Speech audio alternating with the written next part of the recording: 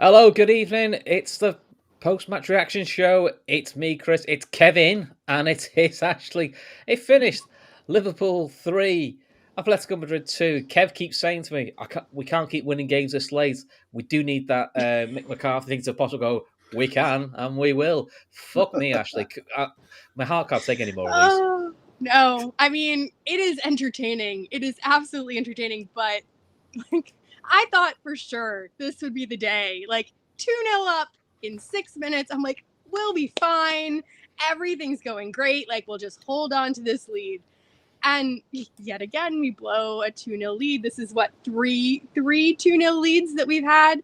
50% of our games, yes. Okay, awesome. So, holding it just we're just trying to make it interesting for the fans, I think. They just, want to make sure that there's something on the line at the very end. And I'm pretty sure that they're all just in a competition to see who's going to get the next poster inside of the AXA Training Center. Because at this rate, they're going to need to build an entire next wing of the AXA Training Center just to have all of the last minute winners that we're doing. So I don't know. It's not my favorite thing, but I'm glad that we got it over the line. Kevin, I mean, I you love have the a fact song, Kev? It does. Love that. Kev, let me shrink this out to you. 88, 90 plus 10, 83, 90 plus 5, 90 plus 2. Fuck me, if you've got tickets to watch Liverpool games, you're definitely getting entertainment. But at some point, Kev, can we just win a game like by the hour mark? I know it's really boring and really routine, but can we that's what Saturdays are for. That's what 12:30 kickoffs on a Saturday are for. Yeah, that was insane. And for the first, when the game kicked off and we had to start that we had, I thought, oh fuck, thank God. And then I remember this Liverpool, and Liverpool don't do easy, and yeah, we just don't fucking do easy. Get into slot time, and it's like, yeah, we just pull it out again. And we were saying before we came on, I enjoyed this tonight for all the reasons I want to watch this side evolve over the next 2-3 years. It's going to be so much. And some of the stuff tonight, some of the little moments in that game, phenomenal football. And yeah, there are frailties. Yeah, there are little issues. But we said last night, Atletico Madrid are a good side. They're a ball ache and they don't go away. And they didn't. And it was just one of those Champions League games. You want to get your points on the board and lay a marker down. We have.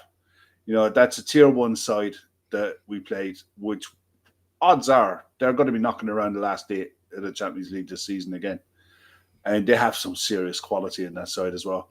And I thought for large chunks of that game, we looked really good. And on another night, we run out very comfortable winners.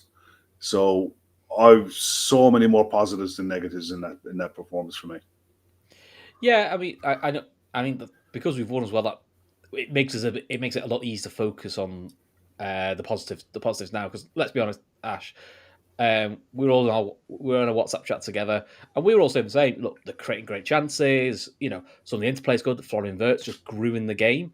Isak, for someone who's not kicked a ball in 4 months, that was a really impressive 57-minute performance. And you're going, look, you kind of felt like it was coming. Even at 2-1, I wasn't massively worried. We'll come into their goal because I still understand how it's allowed, but we'll come into that in a minute.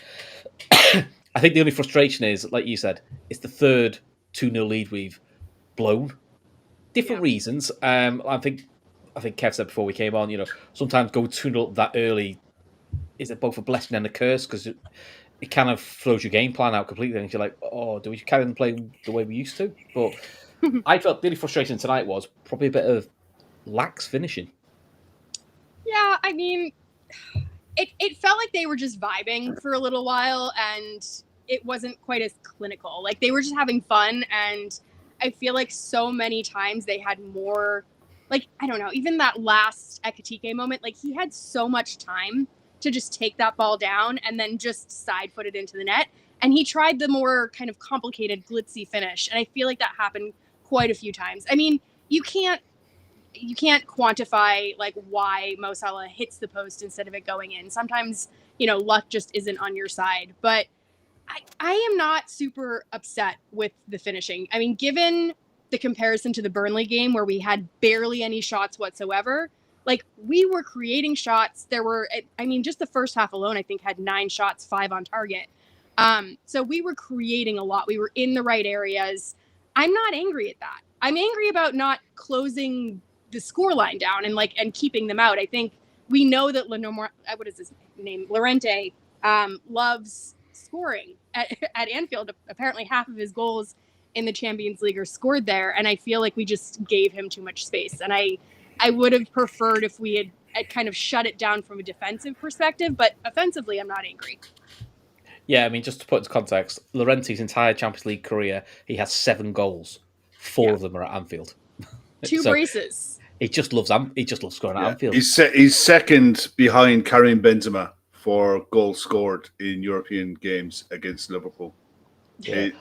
And when you look at the amount of times he played Madrid over the years, it tells you where Marcus Llorente is. Look, Marcus Llorente, there's a reason why. I remember going back 3-4 years ago when we were talking about potential midfield options. He was so high on my list, my wish list. You have no idea. I think he's world class. I mean, Marcus Llorente is one of the best midfielders. I think he's one of the best all-round footballers in world football, and he has been for a while. Well, their right hand side is really strong because I thought him at right back allowed to bomb on. He's converted to a fullback, and Simeone's son also wide right. That tandem was where all their threat was coming down for a lot of the game. They were just really good. He was really lively. Yeah. Super chat here from John Lee David Blackshaw. Thanks for the £2. Thank you very much. He's just put unbelievable game. No more nails. FC. You'll never walk alone. Number 20. I mean, yeah, there is an element of fucking that's coming, isn't it? If you're a nail biter, yeah, you probably have no more fingernails. Anyway, let's start professionally. Let's talk about the lineup. So 3 changes.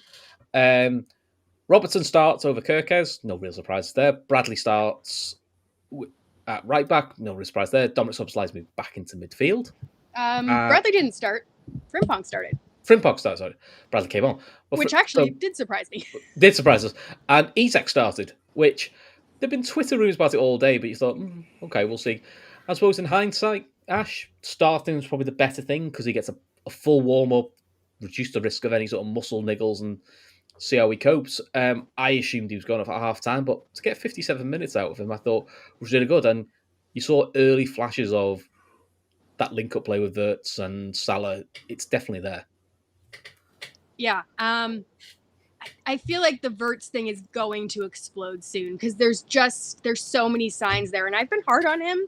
I know a lot of people have been hard on him. I do not hate Wirtz. Not as much as you.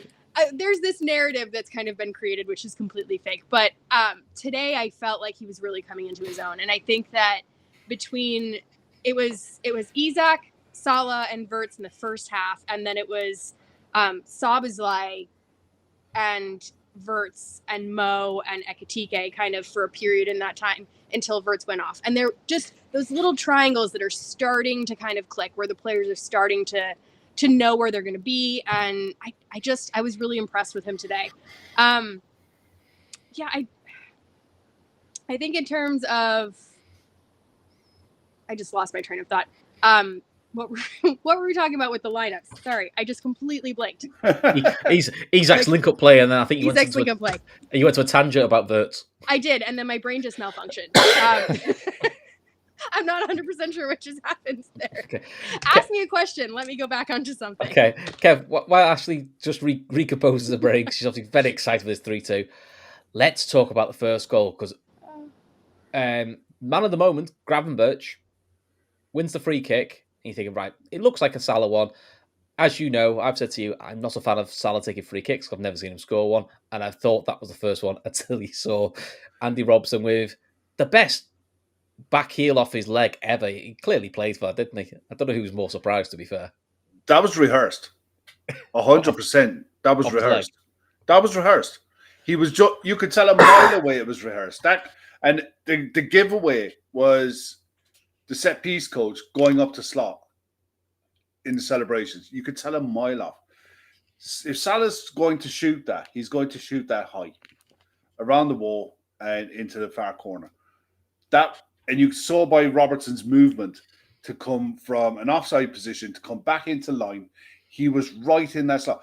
The ideal thing was for him to connect with his left foot, just let the ball bounce off his left foot, and it takes Oblak out of it completely. That was 100% a set piece routine, and it bounced off the back of his leg and went in. But it's his goal 100%. But I'm convinced that is without a doubt a set piece routine. I mean, this is 2 set piece goals, so we're saving the winning goal because, to be honest, if anyone deserves to talk about a winning goal, that's from a corner. It's Ashley, but we'll come to that in a minute. Ash, let's talk about the second goal. Okay. Because literally, it started. We were thinking, oh, good early goal. That's all we need. And then Liverpool went, oh no, let's do this again. Again, Gravenberch heavily involved. He was excellent all game, but outstanding today. And Mo Salah doing what Mo Salah does. That's the archetypal Mo Salah finish. Yeah, just kind of like rolling back the years there. I don't actually know how many players he took on in that one move. I think it might have been 4. And it's just that close control. And every once in a while you see it from him and it feels like he just rolls back the years. I didn't see him getting through that many players. I'm used to, double teaming of Salah. That was like quadruple teaming. And somehow he still was able to, get the power on it to finish it. And I genuinely didn't even have time to kind of comprehend that we were a goal up before we were 2 goals up. And I was like, what is happening? It was like London buses that just come by really quickly. I wasn't expecting that kind of a start. We just haven't seen it from Liverpool in a while. No, it's probably more of a Jurgen Klopp thing, you would say, wouldn't it? Or he was there on the night. Early Rafa Benitez in Europe used to try and do a blitzer team in the first 10, 15 minutes and then defend. Like, we've done it before with Slot, but not that early. Like, we've done that sort of bang, bang, kill teams with a burst of energy, but it usually comes like right before halftime. So to see it happen in the first 6 minutes, I had barely sat down. I was like trying to get everything situated. I was having a snack and all of a sudden it was just happening. And I was all prepared to have nothing happen until 90 minutes, but they kind of proved me wrong. Oh, just to make this day even better, just Kev, breaking news. Do you want to hear this? Do you want to hear this breaking news? This is right up your streaker. Sure. Breaking news. Ange Postecoglou's Nottingham Forest are out of the Carabao Cup after Swansea score. What's it for underneath? Twice in stoppage time. Are you not entertained? There you go. There is your. Don't say we didn't say it was going to happen. Greek tragedy already. Chapter 1. This is a Carlsberg day for Kev, this, isn't it? So, Kev, after go 2-0 up, Liverpool, I think. Now, I've had some debates with people on social media because you just have a chat about things at half time, and some thought it was a bit of sloppiness by Liverpool or a bit of, how can I put it? Not arrogance, not the wrong word, but complacency. I felt like Liverpool tried to just control the game because it's very rare you 2-0 up after 6 minutes. And there's also the element of you've got to give Atletico Madrid credit is they're a really good side and they are always at some point going to get a chance. Yeah. And I thought in general first half, up until 47th minute, Alisson had nothing to do. And if anything, the only criticism you have of Liverpool is Florian Wirtz / Frimpong between them should have made it 3-0 before half-time. And literally they ran down the other end to make it 2-1. That was probably the only criticism you have of the first half is it should have been 3 at half-time. Listen, throughout that first half, you saw some brilliant link-up play. And you saw, I thought Wirtz tonight was that was his best game for us. When he was getting the ball in the half-turn and running at players, he looked sensational. His dribbling is like silk. The only criticism you'd have on the chance, his touch took him too far, took the ball too far. When he tried to go around Oblak, he should have dinked him. He should have dinked him. It was on. Oblak had already committed. He'd gone to ground. But he took the touch out of his feet and Frimpong couldn't get onto it before the block came in. It was a miscontrol in the box, but there were the other things that you're seeing in the first half as well. Some of Isak's link-up play, his strength. He had that one where ball was fizzed into him, and he controlled it and got the shot off. And it was just so fast, the way he was able to turn and shoot like that. I think someone said in the comments earlier on, he started blowing on about 20, 25 minutes. It's no surprise. This tonight that 55 minutes that he done tonight will do him the world of good. He'll, as long as he'll recover well now, and odds are you'll see him on the bench at the weekend. But that first half for me, I thought we were showing flashes of where this side is going to go. I thought Szoboszlai and Gravenberch, the balance that they have in the middle of the park, their athleticism and their size, but their incisiveness, that drop of the shoulder that Gravenberch does to get away from players, he's just so good at it. He's getting so confident doing it. Szoboszlai picking passes, joining into the attack, being that extra option. So first half, really, really good. And yeah, Atletico were getting, I wouldn't say they were getting chances. I think they had 4 efforts in the first half, 2 of them on target. And, they're always, you're playing a side of that caliber, they're always going to have options. Simeone on the wing with Llorente behind him have a really good partnership. So it was no surprise that everything came down that side. And he put some decent crosses in, but didn't really test Alisson too much. He had one tame shot to save, and then the goal, And I mean, that's the thing. That's the thing with a 2-0 lead. So you get one, and the timing of it, you get one right on half time. It can be like a stomach punch that you don't, because I didn't see it coming, And I mean, look, there's issues around the goal. We'll talk about them, yeah, sure. But yeah. I thought throughout the first half, I was so happy with that performance. To give credit, because Yumi did the post-match show, I remember Szoboszlai playing centre mid. We got beat away at Brighton. Mm-hmm. The criticism we had then is you weren't convinced by his defensive capabilities. He loves going forward, but he's no interest looking behind. This season, you've definitely seen that level of his game has upped the responsibility. Yeah. It's almost like it's an intelligence with him, I think. Footballing intelligence. Because the amount of times he was doing what you want Gravenberch to do, which is covering his man, clear stuff out the box, keeping it simple, and really good. Right. It seems like the Gakpo agenda is on fire again tonight. Oh, is it? Oh, really? Yeah. Well, there's no. It's because Jones isn't there. Yeah, they're finding. There's always a scapegoat, isn't there? I mean, really? Yeah. All right. Got to be you guys somebody. Just enjoy it. Connor Bradley's not good enough either. Never mind. Oh, you know what? Okay. It's fine. It's fine. Yeah, if you want to be glass half empty today, you're more than welcome to. But that's not where I'm at right now. Not me. Not today. Not any day, to be honest. We will have times where it deserves to be glass half empty, but today's not that day. No. Don't get it. Never mind. Never mind. Right. Anywho, Ashley, because you are head of referees. Disdain and abuse. That's the word. Yeah. Yep. Right. Let's talk about the goal. So. Okay.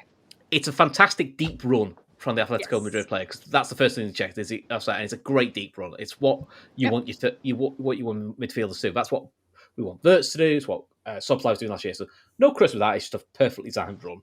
Yep. And you see the shot, and you're thinking, right in the corner, you're thinking, should Alisson get that? You see from a different angle, there's a slight deflection on it. Now, although Alisson can see it, Griezmann is stood right in his eye line. Yes. And he's offside. And as far as I'm aware, that should have been disallowed. TNT, Matt Manaman said, because he could see it, give him the benefit of the doubt. But commentators, everyone else was just like... He was directly in his eye line. They were all expected to they talk about sort of like that arc of the eye line. It would be different if he was standing like 10 feet off to the right and he didn't interfere with play. For me, like, he doesn't play for the ball, so I understand that. But for me, he's in Alisson's eye line. I would love...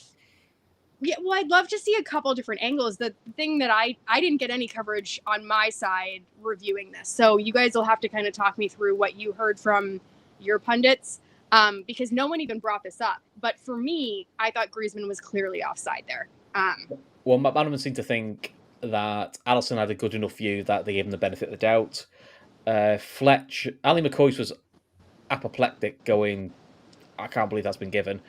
And the Fletch fella said he'd spoke to someone who says he's a former official, and the reaction was, I can't believe they've given that. It shouldn't have been given. So it did seem a bit of an odd one. Credit, but for balance, VAR did get one thing right, where the referee gave, before they scored, the most batshit crazy penalty decision I've ever seen in my life. I mean, it wasn't batshit crazy. Like, I understand why from his angle he thought it hit his arm. But I thought that was actually really good use of VAR. Like, but the reason I think it's batshit crazy is no one appeals. Not even Frimpong. Frimpong was just excited when Frimpong just appealed for the corner, and you could tell by the Liverpool players' reaction. He was surprised When they went penalty, even them, like looking at Frimpong's looking backward. I have no idea what. I fucking forgot all about that, to be honest. Yeah. But that's what I mean. Frimpong's reaction was he was looking at his teammates, going, "What's that for?" And it's his cross. Even the player was like, "I've not a Scooby Doo what that's about." Yeah, I think on the goal, the Griezmann one, McCoy was furious because the ball went behind Griezmann, so it had to cross his body line to go into the goal. So he had to be impeding Alisson. When you see it from behind, Alisson can get a clear view on it, but he's having to bend and twist his body to get it. I think it's one of those that now that we've won, I can say that how can I word this? Look, if it was given offside, there wouldn't have been a complaint. But they're under instruction that if a goal is scored, you really got to be fucking sure that the keeper's vision is impaired. And the keeper's vision wasn't impaired. He saw it from the moment it left Llorente's foot to going in. Even though he had to adjust himself to see it, he could see it. So I get that, but I also feel like as a keeper, he has to, like, part of what he's doing is preparing for Griezmann if there is like a rebound or a ricochet or something to that. Like, Griezmann is active in that sense. Like, it's not like he's passive standing out of the way. So even if the eye line isn't 100% blocked, I mean, Griezmann's hair alone is distracting enough. Honestly. It's mental, isn't it?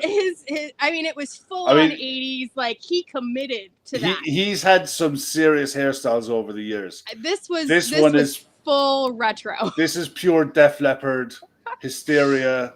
That era. But that alone is enough to distract Alisson. I said at the time I thought it should have been offside. I saw it at halftime, and the angle from the side, the TV angle from the side, it looks offside 100%. It was when they showed the camera angle behind the goal, I sat there and I was like, I can see why he's giving it.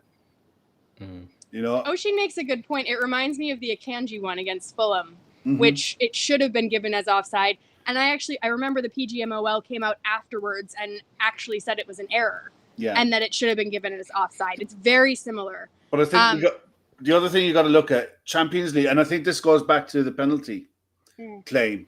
When referees are in the Champions League, VAR in the Champions League, they do look at different things. They do look at certain situations in a slightly different way. And that one with the handball, they're very keen on giving handballs. Handball's a lot harsher because it did hit his hand. But it was off his chest onto his hand, and it's like it's never a penalty in a million years. We all said it in our WhatsApp group. There is no way that this is going to stand, you know. And it's like I wanted that to be overturned because it would have been a travesty if it had been given. Yeah, he's obliged to go to the monitor to see it, but I guarantee you, he was told on the way up, "Yeah, mate, you got to sort this out. There's just no way." Yeah, you know, which is fine. That's what it's there for. On their goal, I can see why it stood. I still think it's offside because I mean Griezmann has to be interfering with him just by his presence alone. I'm going to look into this more for our Ref Watch show and get some more angles because I think especially I want to see the view from behind the net. I want to see where Griezmann is in regard to Ali. Like I said, we didn't really get that many angles. I'm sure that they will come out kind of post-match, it's definitely one to kind of dive into a little bit more because Yeah. for me, my initial reaction is it shouldn't have stood. Yeah. So we've got halftime 2-1. Well, that was your perfect segue into talking about Patreon, because Ashley is going to discuss this in more detail with the clips and the clips from behind on our Patreon app, which we can do on Patreon, because we can show clips and analyze situations in a different way, as we can't do that on YouTube. So if that's something that anyone is interested in, the QR code is on the screen. Give it a click. It's the price of a pint a month. And it does help the channel function, really. It helps keep everything going and keeps the wolves from the doors. And it helps us out a lot. So for the sake of a pint, the price of a pint, give it a go. And there is shed loads of content on there with video, audio as well. Yep. And some really detailed stuff that comes up every night of the week, really. There's something going on either on Patreon or on YouTube. So if it's something that interests you, click on the QR code and it'll help us out. It does help us out a lot. Just absolutely destroyed my segue there. What segue? You were going into halftime. Halftime. I was going to go into Patreon. Christopher. Honest to God, Kevin, if you want to present, just say it's all right. Also, don't forget our partner, NordVPN. Details in the description below. Really good cybersecurity, and also help you watch things that may be geo-blocked in your country. Join the dots. But they're really good. Again, support us, support them. It also helps support the channel, keeps the channel going as well. So all good. So Ash, second half, no changes, which fair enough. We weren't sure if Isak was just going to do 45. He ends up getting 57, and Atletico are a bit more in it. But the big chances really in the second half again fell to Liverpool. Liverpool actually were very good on the counter until it came to the actual finish part. But the actual Liverpool counter-attacking wise cut through Atletico a few times, which to us takes some doing, because they're so well organised under Simeone. That's their bread and butter. Yeah, I mean, they're very defensively solid. I think it's important that we recognize that they did have several players out. I think that especially even Alvarez, if he had been kind of at the tip of the spear for their attack, it might have been a very different game. So, but that being said, I mean, they're resolute and they're physical. I mean, like, I lost track of how many times Gravenberch actually got fouled in that game. And it was almost like he was doing the same thing and getting fouled in the exact same way every single time. He had both of their center backs on yellow cards, basically, for the exact same tackle. I'm actually surprised that he didn't kind of go at them more in the second half. But yeah, there was just a lot of great interplay that continued there. And I think for Isak to get 57 minutes, I was not expecting that. I think that you're spot on, though, by talking about the warm-ups and the ability to kind of control his I don't know, the cool down, I guess, for lack of a better term, as well. Handling his fitness, I think, probably makes more sense from that than thrusting him into a game that is at a very high pace where he has to immediately hit the ground running. So I think that made a lot of sense. I don't know if that means that we don't see him for Everton. I'm not 100% sure. Depends on how he recovers. But I think, I mean, what did you guys feel like when McAllister, Ekitike, and Bradley went on? Because I thought it was a surprise to see Gakpo go off. We saw Wirtz kind of head out on that left wing for the very first time, at least recently in competitive games. I think Gakpo was the quietest of the front three, but he's probably saving him for the weekend, because he was also tracking back a lot. Like, he was doing a lot of work dropping back into midfield. Yeah, I mean, he doesn't get a lot of credit for that because obviously he's an attacker, so people focus on that other side of his game as well. But no, I just think he's getting ready he'll be starting the derby. So I think that's what it is. But I don't know what you felt, Kev, with Ekitike coming on through the middle. Stylistically, we didn't really change very, very much, which is a positive thing, because whenever we've took Ekitike off, it's always been putting a sort of Chiesa as a false nine, and it just changes the dynamic of the team, and it's probably sometimes not helped us really. But I thought Ekitike came on and he was doing a lot of the same things, lots of nice touches, spreading out wide. Wirtz actually looked good on the left. He linked up well. I thought Bradley was okay. Don't think he was fantastic. Probably not as attacking as he normally is. Bit of a silly tackle for the yellow, but otherwise, I thought in general he was just okay. And I think it was good for Frimpong to get nearly an hour under his belt. Yeah, I mean, look, I thought Frimpong was very good. The one thing I look at with Cody Gakpo coming off, I think he's played every minute so far. And I think he played almost every minute for the Netherlands as well. So 3 games in 6 days, you got to find rest somewhere. And that's a perfect place to go and find them. We all wanted to see what Wirtz was like on the left. He was completely different to Cody. He held the line, kind of, but he was very much coming inside and getting involved in the link-up play. I think the first thing he did was he got the ball and he tried to play a bounce pass into Ekitike to get a layoff to go around, where Cody Gakpo would chop back or look to go on the outside, if not chop back, and either go back to Robertson or come back inside and get a shot away. Wirtz was all about get the ball out of his feet, shift it, get a pass off, follow it, and follow the ball. And you notice the difference as well when he was getting involved more centrally. There was a chance that came across the box for Ekitike to, I think the ball went out to Salah. Salah put an outside of the foot cross in over Oblak. Ekitike made brilliant movements to go back for the header, but it was almost, Wirtz was right there as well. So, look, I think he's a real live option on that left wing. In game, I don't think he starts there, but I think in game, it's a substitution you can make to give Cody some rest. Put Florian out there for 15, 20 minutes and allow Szoboszlai to play that number 10 role. And it doesn't change anything. It just gives sides a different question that they probably haven't been dealing with for 60 minutes. And it gives them something else to have to focus on and a different threat, because I thought when Ekitike came on, it was Isak definitely needed to. I was surprised he came out for the second half, to be honest. But when he came out and he got another 10 minutes, I thought, great. We'll see now over the next few days how he recovers and if he's ready again to be an option on Saturday. But I thought when Ekitike came on, he was alive. He was involved. Some of his touches, his running off the ball, I thought is really, really good. He'll see the beauty of this, of having 2 number 9s of that quality, is you can turn around to Isak and say, look, you go for an hour. Depending on the game situation, as long as nothing stupid happens, give us an hour at full tilt. And then when you come off, you've wrecked the centre-backs. You've probably got 1 or 2 of them booked, and two of their centre-backs did get booked. And then Hugo comes on, or vice versa. Hugo starts and runs them ragged for an hour, and then Isak comes on for half an hour and has his fun. Bradley, coming back from injury, is still feeling his way back into this.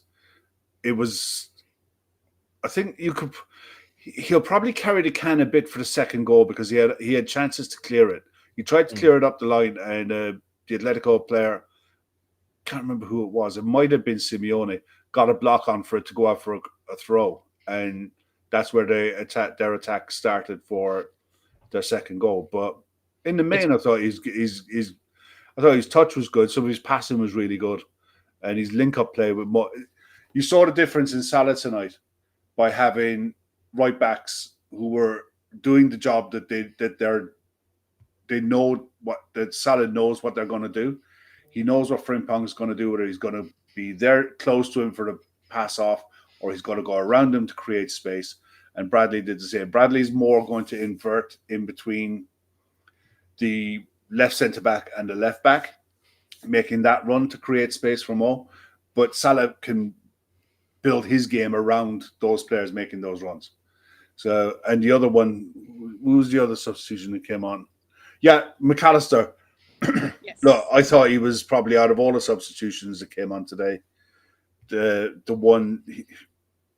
The game didn't pass him by, but I thought he was disciplined in what he had to do. Try to be that player, that link player in the middle of the park, just to knit everything together and keep the ball moving.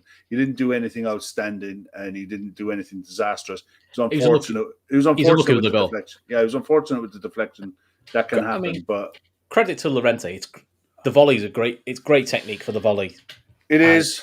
It's just unfortunate McAllister gets the touch which deflects it. Otherwise, maybe Yeah, I think Or Allison doesn't. saves it because it's Yeah. down the middle of the goal. If it's down from that distance, a clean hit, Allison saves it. The deflection takes it away from him, and even then, he almost gets to it. Yeah. He's not a million miles away from it. But again, it wasn't against the run of play. They were playing well in that period of time. I think we had some good counters, but there were periods in that second half where they were building momentum. Some of their play, because they're rigid in that 4-4-2, they will play it up, play the pass back, and look for runners. And it's because you don't come up against it that often anymore. When you see it done really well, and they did play really well with it at times, it's really hard to defend against it. And you wonder why more teams don't use it. I think a lot of it's down to personnel. But yeah, it wasn't against the run of play when they scored. And you sat there then, you're like, yeah, this is why a 2-goal lead early doors can come back and bite you in the arse, because they've got plenty of time to get back into it. And once they get 1.5 time, you're on a knife edge. You need that comfort goal, and it never came. We had the one counter where Mo hit it off the post, and there was a few other half chances. But yeah, the goal that came wasn't against the run of play. And then it's a case of, right, okay, what can you do now to go and win it? Because I didn't think Atletico were going to push on to try to win the game. I think they'd have been delighted to go away with a point. Well, you saw by the celebrations, and don't Yeah. blame. Oh, yeah, 2-0 down, 2-0 do that. And then, well, we just went into Liverpool time, didn't we? It's slot time. Before we actually get the winner, Canati should score pretty much straight after they make it 2-2. It was a corner. It's a bad header by Canati. You'd expect him to at least hit the target. And I was waiting for me and Ashley to have another conversation about fucking set pieces. I hate set pieces. So we then get another corner, which Madge pointed out earlier is, again, another decisive goal Rio Ingamoa is involved in. He wins the corner, and then it's an absolute bullet header, Ash, isn't it? Perfect way to win it. And it's from a corner. It's from a corner. Yeah, it's funny. Like, I'm actually getting into the habit of looking at these games and saying, it's going to come from somewhere. It's just going to come. Like, instead of feeling that doom and gloom, like maybe I'm getting lured into this like false sense of security, but I'm just like, it's going to happen. 4 minutes of extra time. I thought that was a little bit, skimpy on the extra time, but I was like, it's still possible. And we kept getting these corners, and as shit as our corners have been, that was a fantastic cross. I like Szoboszlai on corners. I think that he's better than Robertson for sure. I think Verts from the other side is quite good. I think Gakpo has shown promise from the other side. But from the right, I like Szoboszlai. And Virgil just made that yard of space for himself. Like, there was a little bit of, rough and tumble between him and the defender, but I don't think it was anything that was illegal. I think he just wanted it more. And he put it down low where Oblak just couldn't get it. And Oblak is a fantastic keeper. Like, he saved several really good shots today. And it's just becoming Mentality Monsters 2.0. And it's great.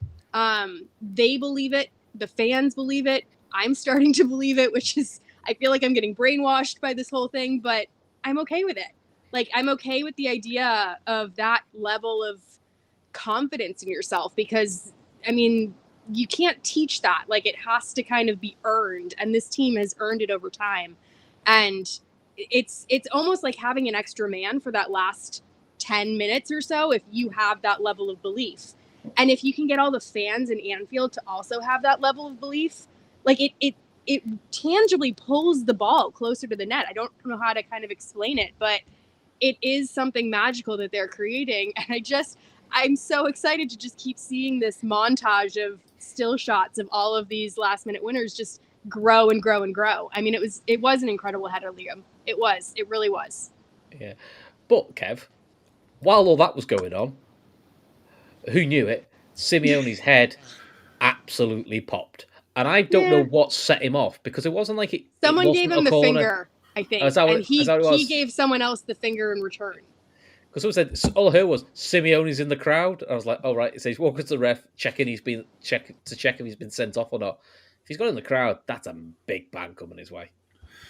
I don't know what happened. I mean, all I saw was him having a complete meltdown and being held back by stewards. But there were, Ali McCoy is only saying at about 88 minutes. He's been He's quite really planted. restrained on the sideline tonight, Diego Simeone. He's like, Which, to be fair, he had been. he had been. He'd been. For him, I he's been think quiet. his bench got booked for something that was said earlier in the about 5 minutes beforehand. But he was quite restrained and quite, calm for him, But yeah, if he's gone into the crowd at all, he's going to get a long ban. As it stands, he got a red card. I'm sure it'll come out in the wash what happened, but he lost the plot completely, and who can blame him? I can read you his. So Yeah, he, shoot. all right. So he spoke to some Spanish publication called Movie Star. I've never heard of them, but anyways, he says there's a lot of talk about taking care, but they, the fans, were shouting insults through the whole game from behind the bench, and I cannot say anything as I am a coach. Obviously, my reaction is not justifiable. I insulted him, but it was 90 minutes of being insulted the whole time. When you turn around, when your opponent has scored and they're still insulting you, it's not that easy. The referee understood the situation. I hope that a team like Liverpool can improve that part. When they identify the person who did this, it should have its consequences. But he who needs to stay calm and take the insults is me. In my place, you just have to take it. So apparently he's putting the blame on someone in the crowd that kind of riled him up. But either way, he's the one that took the bait. Yeah. I mean, at the end of the day, he's been around football for years. I mean, look, his love affair with English fans goes right back to 1998. And he was the one that Beckham kicked to get sent off when he was playing for Argentina. And look, Diego Simeone, the player, was volatile, to say the least.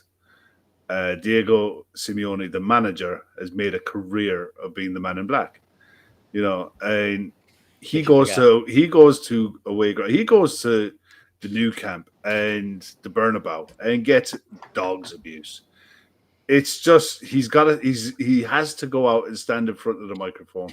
He has to say something. He doesn't actually go into the crowd, in fairness. No, he goes right up to the face of this fan. Yeah. And there's some really, really clear pictures, and it's hilarious because the guy kind of looks like Rafa Benitez. Was it Rafa Benitez? Shall we start that rumor? There's some great memes going around about Rafa Benitez coming down from comms just to kind of piss him off. But yeah, there's some really funny pictures. But yeah, he doesn't. In fairness, he just kind of gets right up close to him. He doesn't actually go into the crowd. Yeah, no, I mean, look, he's got the red card. He'll miss the next game. But yeah, he took the bait, and that's all it is. He took the bait, and I've no doubt that he's behind the dugout. The fans were giving him plenty, especially after a late winner, and he'd have seen his side come back from 2 down, played well, got back into the game, and almost see it out. And they defended most of the corners really well, And for some of them, he does look like Rafa Benitez. Yeah, but for some of them, it's going to make for some great meme content. Yeah, it is. I mean, I can imagine he felt sick. I can imagine he was sick, and he turned around. The first thing he saw was someone giving it the big one, and he just snapped. And look, it is what it is. I mean, I wouldn't want to take it away from the goal. Go back to the goal. The delivery from Szoboszlai comes in with pace and accuracy. And with that pace, I don't think you can judge where you have to make your run. But the fact that you had Virgil telling Hugo to go near post, he was telling Kanate to go far post. He tried to go through the middle, couldn't get through, created a half a yard of space for himself and put that header into the corner. That is a savage header to score that against the player of Jan Oblak's caliber, who's a brilliant, brilliant shot stopper in a crowded box, in injury time, to win a Champions League opener. What a player. What a number 4. and he was threatening it. That he was threatening that most all season really from corners. He's had very few chances, but Is that his first corner goal since West Ham at home? Might be, yeah. But it was just a brilliant header, and again, Szoboszlai's delivery perfect because all the pace was on the ball. All Virgil had to do was get a clean contact and put it back to where it came from. And to top it off, they had a brilliant chance right at the death to get it back to 3-3. Napoli vibes, that one. Yeah, Sorloth's header, point blank, straight at Alisson. If he heads that back to where it came from, it's in. Oh, Alisson catched it anyway.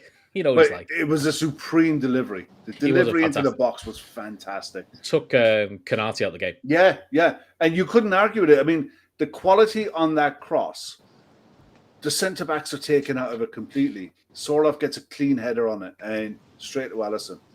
And that's the end of it. 3-2, happy days. And you move on to the derby on Saturday, Yeah. Right, before we go, let's go to Ashley's corner now, where Ashley can give us all of the quotes because Ashley does all the hard work. All right, well, I'll start at the top. Do you want to bring them up, Ashley? Sure, I can bring easiest them up. Easiest thing to do. All right, and then someone can read them. No, you read them. You want me to read them too? Okay, I will do all the work. You can control it. Okay. All right. So Van Dijk was asked after the game. He said, "We found a way again. I think we were dangerous in our set pieces. They were pretty aggressive. I'm glad that I got the winner." Let's see. When asked by a reporter, he said he was asked, "Are you concerned about the goals that Liverpool are conceding defensively?" Virgil said, "No, I'm concerned. He's not. So okay." He continued, "I think we showed many times that we are capable of doing it. The late winners today. I was the lucky one to get the winner. We move on." He continues, "We found a way again. I think." I already read that one. Then Slot was interviewed. This was my favorite quote of the bunch from Slot. He said, "Atletico are known for their unbelievable mentality. You have to beat them with their own weapon," which I thought was really interesting. Very. And very true. Let's see. There's a fun one from Andy Robertson in here. It should say Andy Robertson, not Andy Robbie, but, we'll run with it. When the goal was scored at the end, the manager turned to me and said, "He's getting too old for this." And as we know, today was Slot's birthday. So he is getting older, but happy birthday to him. I fucking feel. He's funny. Yeah. I think of our health, Slot, please. Let's see what else. When asked about Isak, Slot said, "I was positively surprised how fit he was during the 90 minutes. I wasn't surprised about his quality." And then another Simeone quote. He said, "In the same way we persistently fight against racism, we could also fight when we are receiving insults. I am a good person." So it's a not exactly comparing apples to apples there, but it's the same fella who ran to the corner of a crowd holding his bollocks after their win. He's trying to save face. Moving quickly on from that, I'm going to throw in a fun fact, which I love, is that Marcus Llorente's dog, his name is Anfield. So we're just going to kind of skip over Simeone and go to that instead. But yeah, that's most of the quotes. There wasn't a lot from Slot today. There might be more coming out in like a later release, but not too many for me to kind of find. But I liked that one about the mentality. I think that, we credit Klopp a lot with coming up with this mentality monsters thing, but Slot's creating his own version.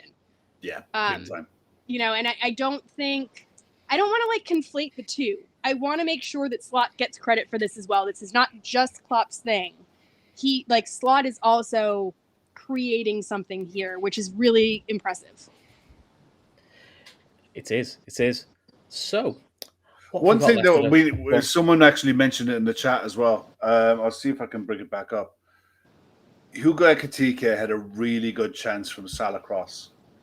The one at the very end where he had plenty of time and he could have, Yeah, the ball came across, and it was unusual for Salah because he crossed the first time with his right foot, and the cross took Oblak out of it because it was always going away from him. so he couldn't come for it. And the ball just skipped off the pitch, and Ekitike caught it on half volley. I think, yeah, he could have put his foot on it and tucked it away. I don't think he probably realized how much time he had. He'd have expected a fullback to be coming to clatter him, and there was nowhere near him. Yeah, So he had plenty of time. we had plenty of time. But at saying that, he tried to take it first time, which ordinarily, look, you want him to do that. He just couldn't get over the ball because it just skipped on him before he got it. But the fact he was there in the first place, and it's the other thing as well. Some of the counter attacks tonight looked really good. The one where Salah hit the post, where you had Szoboszlai and Wirtz coming into the same space, and both, I thought that Wirtz was getting in his way, but he wasn't. It was like the ball went from Szoboszlai to Wirtz out to Salah, gets the shot off, and it ramps off the post. And that hits the inside of the post and skips out to the other side, where Ekitike brings it back in, and they start off another attack. So it was that close. You're talking a couple of inches, and that would have been a supreme counter-attacking goal, because that counter-attack was just lightning quick. There it were just like all bodes 3 well or for the 4 of future. those. There were 3 or 4 almost moments where, all of the commentators were like, "Oh, are they gonna regret not finishing there?" And as the clock was ticking over, I'm like, "They're gonna regret it." Yeah. You see that a lot, don't you? You see that a lot with games. Like, you might be 2-1 up, you get chance after chance after chance, you don't take them, and then suddenly, bang, side comes on. It's just football. Football does that to you. It gives you a right kick. At least you're getting into the opportunities and into the spaces. It's like Chris was saying earlier, like, are you upset with the attack? I'm not, because compared to Burnley, where we had like 1 shot on target, this was miles better. Good shot, though, wasn't it? It was a good shot, but it was infuriating. That was an infuriating game to watch. This was fun. Like, this was, there was a little bit of sexy football in there, and you're starting to see glimpses, especially that first half. I don't know, what was going through in my head was basically, is this what Edwards and Hughes like envisioned? Is this sort of like, what the guys that have bigger brains than I do, what they could see happening? And it's maybe not so many late winners, but I think they felt maybe not, but like there's relentless ingredients there where it's starting to feel pretty magical, where it's like, I can see once this clicks and once these players really know one another, I can see this being pretty electric. Yeah. I think the one thing you could say about this squad at the minute, it's got it all.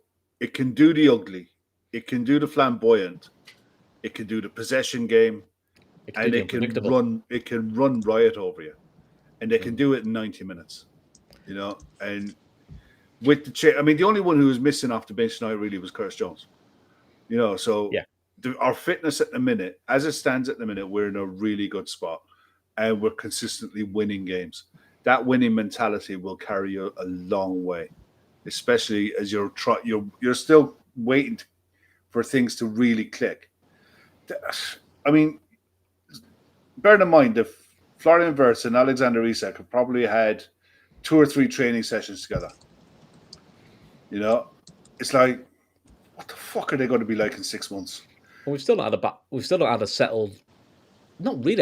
settled back line yet. No, because we haven't had a settled 11. Yeah, like our defense has been all over the place. Both of our fullbacks have changed pretty much every single game. Our midfield hasn't been consistent. Our forward line was consistent and now has Isak coming in. So, I mean, pretty much the only kind of constants right now are Ali, Virgil, Konate, and Gravenberch, and Mo. And then everyone else right now is just rotating. So we'll see what happens. But I don't know. I'm not worried. I don't see the beauty of this now is they're not going to be really focusing on training on the pitch.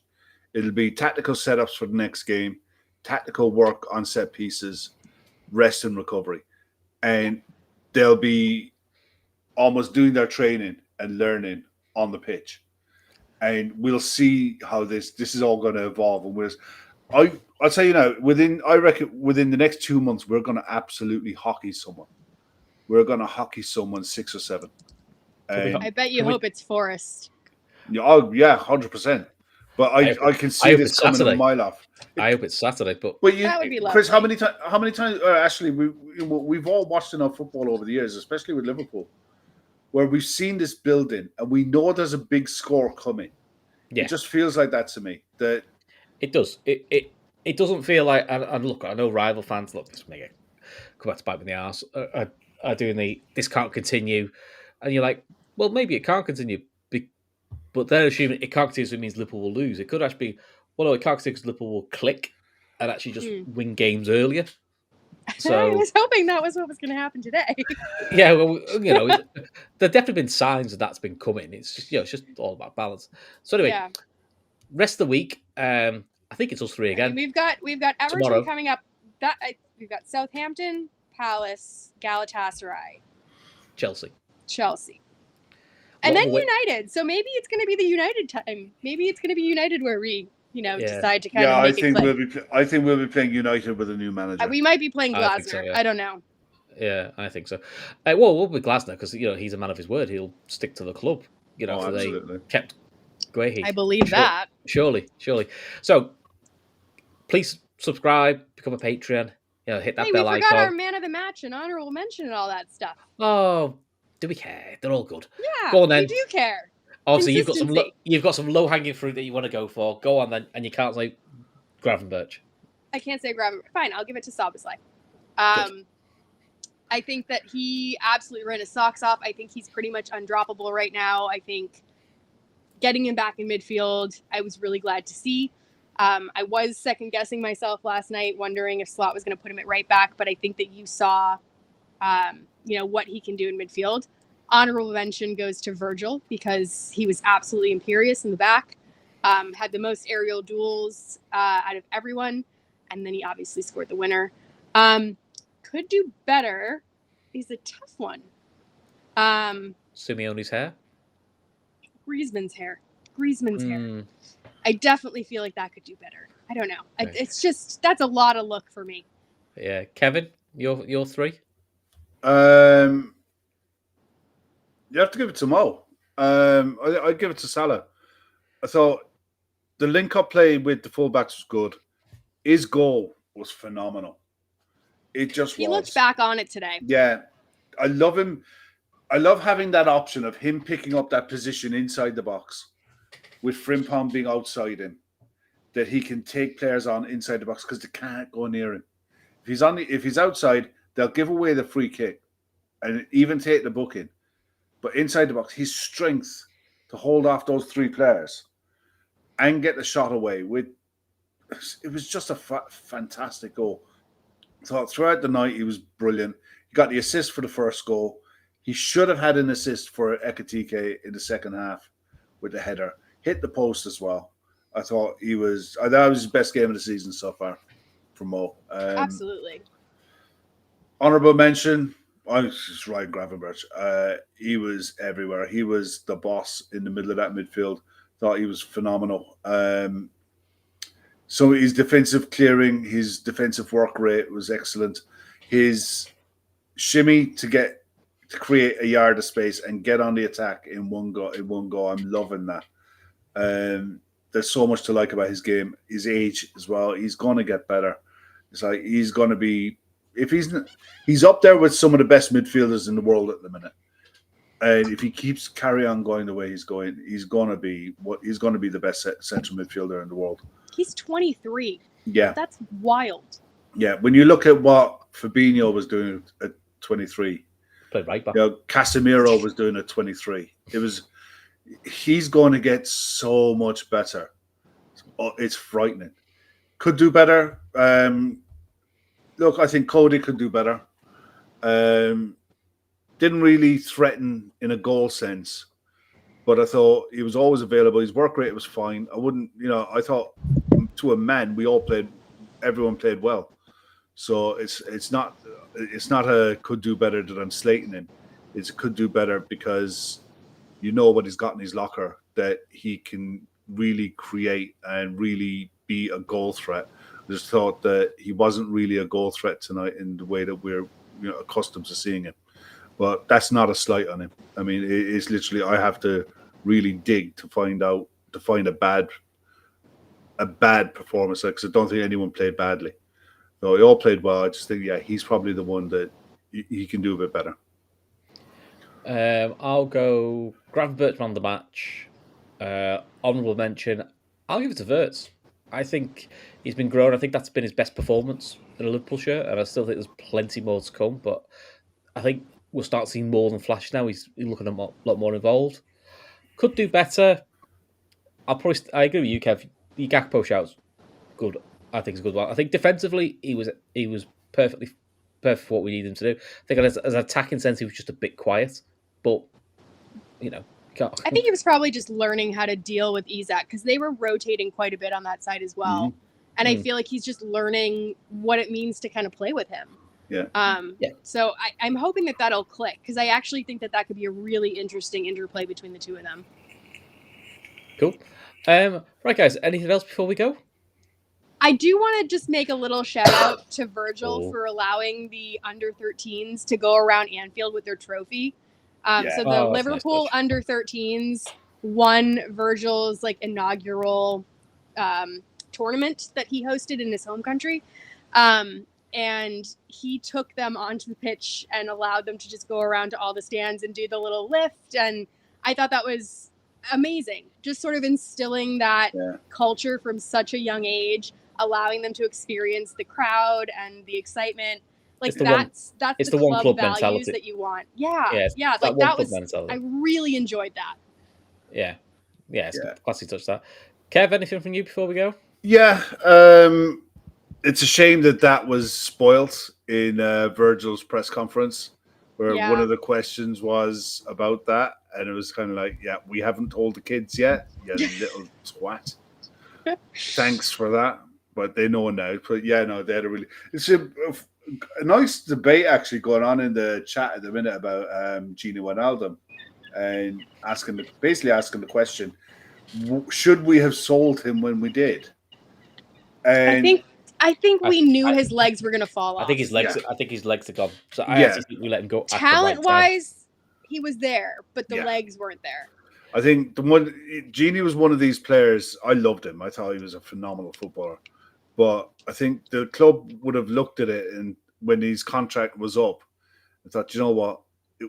We know what's around the corner, and we back ourselves to know what's around the corner. If we offer him another 2 year, it would have probably taken a 2-year deal or maybe even a 3-year deal to get him to stay. I mean, he was unlucky when he went to happened to Henderson, though. We gave him the extension that maybe people wanted to happen to Gini, and his legs fell off too.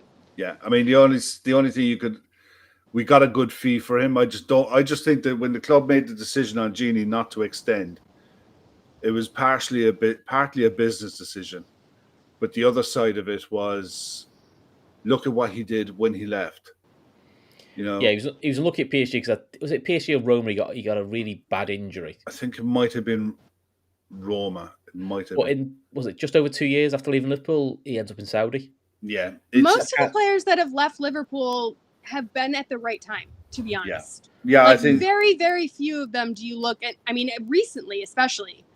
I mean, I can't even think of one where I'm curious to see how Diaz does, because he's one where I feel like we could have held on to. The money was good. Well. Exactly. Well. So I'm curious, long term. Well, there's a lot of credible journalists that's pretty much saying he wanted to leave the summer before. Yes. So, well, there's links to City and all that jazz. So I understand why it happened.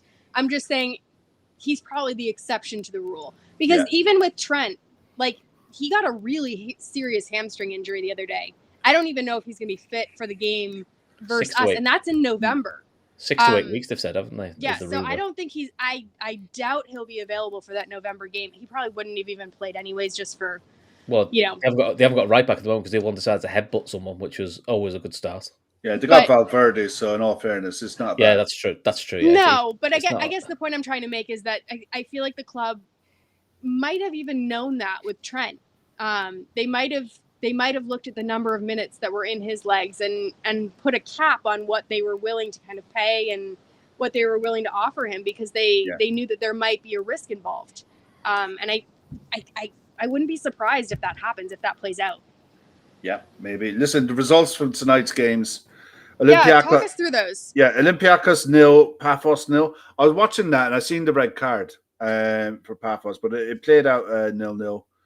Slavia Prague 2, Bodo Glimt 2, Ajax 0, Inter Milan 2, Bayern Munich 3, Chelsea 1, and Paris Saint-Germain 4, Atalanta 0. They steamrolled Atalanta. This is like listening to Grandstand back in the day. This Grandstand was slower. There's one for the teenagers. Yeah. Grandstand was slower, and they were a lot more articulate, and their pronunciation was. He had a very chef's kiss. Yeah, he was phenomenal. And he used to get the Pools results, and he goes, "Game postponed, home win." Well, by the looks of this, PSG were dominant. That's a big win, because that's a big win. Yeah, it's look. Atalanta are a pain in the ass. They are, but in fairness, you look at this PSG side. They scored. Marquinhos scored in 3 minutes. Kvaratskhelia. I thought he was going to be out for this game. Yeah, well, I thought he was injured. Well, Kvaratskhelia scored in 39. Mendes scored in 51, and Ramos came on and scored in injury time. So it looks like a comfortable enough night. Yeah. Bayern Munich, Chalobah own goal.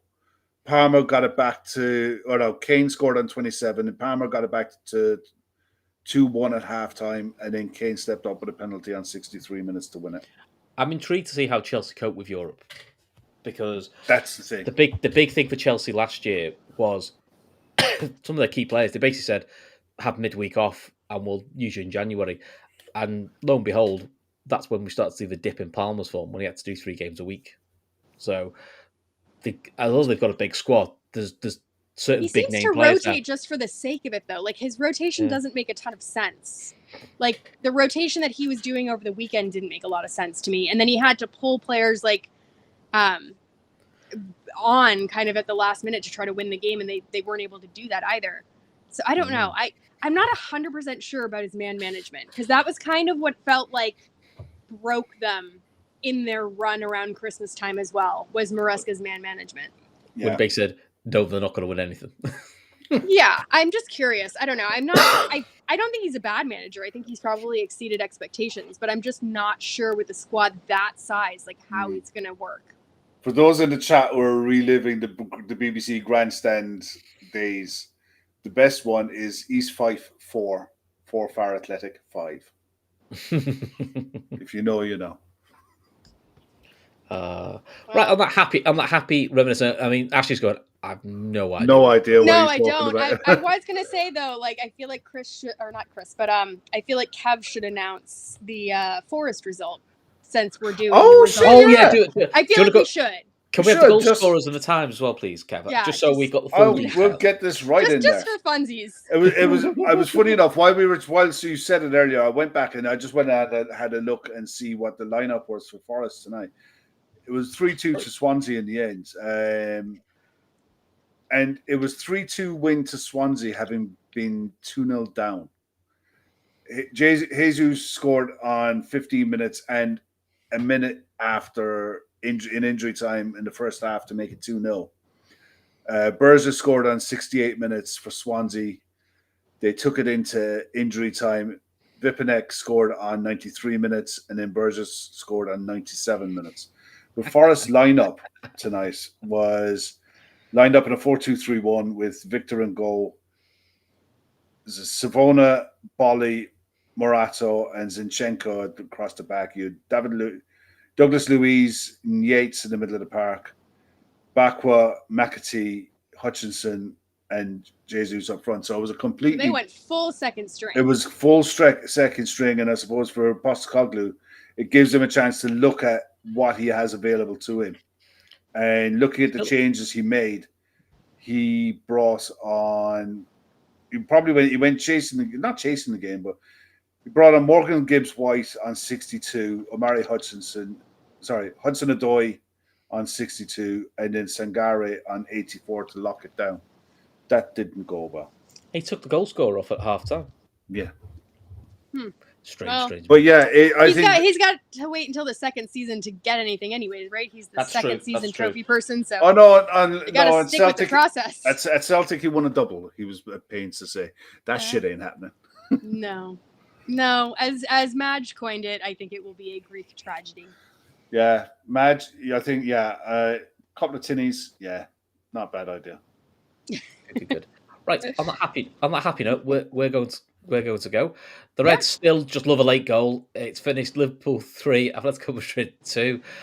We'll be back tomorrow to do a preview of our next game, which is the small matter of the Merseyside derby. Until then, take care. Speak to you soon. Take us out, Kev.